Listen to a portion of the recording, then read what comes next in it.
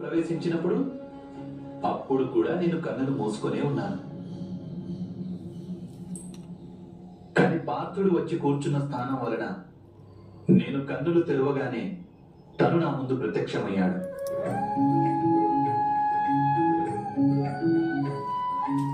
ఈ దోషం ఆ ఈశ్వరునిదే.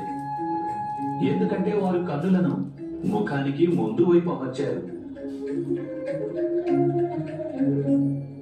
వెనుక కూర్చున్న వ్యక్తి ముందుగా వచ్చినట్లు భావించలేము. వాసుదేవ, కానీ ఆసనాలన్నీ మీ శిరస్సు వెనకే వేశారు కదా, అది నేను చేసిన దోషం కాదు. అయితే మరి పార్థుడు కావాలనుకుంటే అప్పుడే వచ్చి ఆసనంపై కూర్చునేవాడు కదా. గర్వమే ఉచితాసనం ముఖ్యమని భావిస్తుంది బావా దుర్యోధన. ఇక ప్రేమ ఉచిత స్థానాన్ని కోరుకుంటుంది.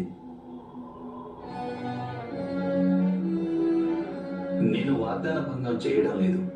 అయితే ఇప్పుడు మీ నుండి న్యాయాన్ని ఆశించడం వ్యర్థమే. నేను సెలవు తీసుకుంటాను వాసుదేవ.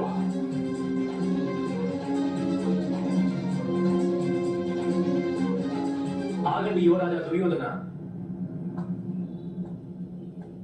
మీరు ఇక్కడికి మాధవుని ఏదో అర్థించాలని వచ్చారు. దానిని పొందకుండా తిరిగి వెళ్ళరాదు. అది మాధవునికి కళంకం తెస్తుంది.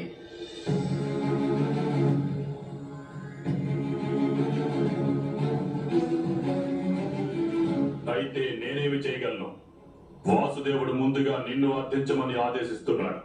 ఎందుకంటే పార్థుడు యాచించేందుకు వచ్చాడు. ఇక తమరు యోచించుకుని వచ్చారు.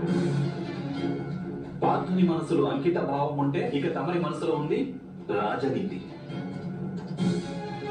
పార్థుడు దానాన్ని ఆశించాడు. ఇక తమకు సమర్థించేవారు అవసరం.